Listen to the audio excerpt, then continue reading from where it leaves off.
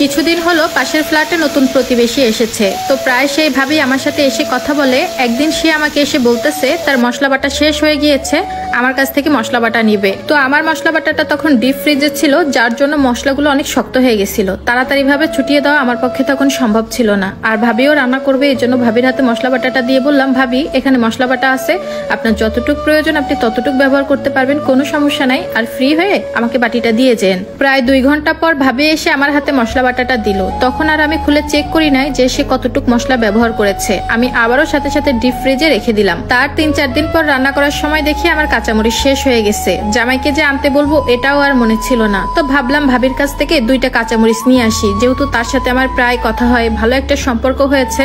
তাছাড়া ভাবি তো প্রায় সময় আমার কাছ থেকে নানান জিনিস নিয়েই থাকে, তাই আর বেশি আকপাস না ভেবে ভাবির কাছে যেয়ে বললাম, ভাবি ঘরে কাঁচামরিচ শেষ হয়ে গেছে, আপনি 2টা কাঁচামরিচ দিলেই আমাকে হবে, তরকারিতে দিব, বেশি দেওয়া। এই কথাটা শোনার পর সাথে সাথে দেখলাম ভাবির মুখটা কালো হয়ে গেল। শুরুতেই কিন্তু ভাবি আমার সাথে হাসি দিয়ে কথা বলেছিল, কিন্তু আশ্চর্যজনক বিষয়, মাত্র 2টা কাঁচামরিচ চাওয়াতে ভাবির মুখটা এত গম্ভীর করে ফেললো, যেটা আমিও তখন বুঝতে পারিনি সে এমন করবে। তারপর সে ফ্রিজ থেকে গুনে গুনে মাত্র 2টা কাঁচামরিচ আমাকে দিল। আর সামান্য 2টা কাঁচামরিচ দেওয়ার সময় সে যে কত অজুহাত দেখালো, মানে তার ঘরে কাঁচামরিচ শেষ হয়ে গেছে, অল্প কিছু আছে, তারও আনা লাগবে, আজকে রান্নাতে তার 2টা কাঁচামরিচ কম দিয়ে রান্না করতে হবে, কারণ তারা একটু কাঁচামরিচ বেশি খায়, আরো অনেক ধরনের কথা। তো ওই মুহূর্তে নিজেকে এত ছোট মনে হচ্ছিল, একদমই মনে হচ্ছিল না যে কাঁচামরিচ 2টা নিয়ে আমার ঘর পর্যন্ত আসি। সত্যি কথা বলতে আমার জীবনের এই চরম শিক্ষা হয়েছে, আমার ঘরে কিছু ফুরিয়ে গেলে অথবা না খেয়ে থাকলেও আমি আর কারো কাছে কিচ্ছু চাইবো না। ছোটবেলা থেকেই আমার মা একটা কথা বলতো, কথাটা তখন আর গায়ে লাগাতাম না। কথাটা হচ্ছে,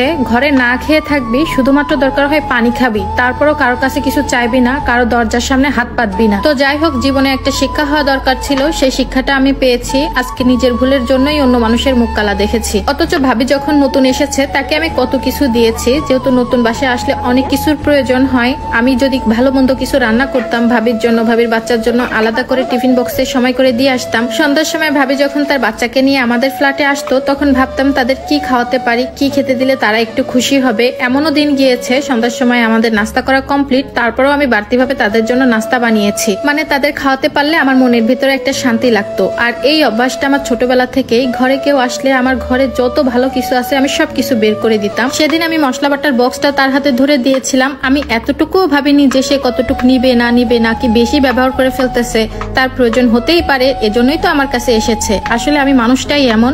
পরবর্তী সময় রাতে আমার মন খারাপ দেখে আমার স্বামী আমাকে জিজ্ঞাসা করতেছে, কি হয়েছে তোমার? তো বাকি কথাটুক তার সাথে শেয়ার করলাম।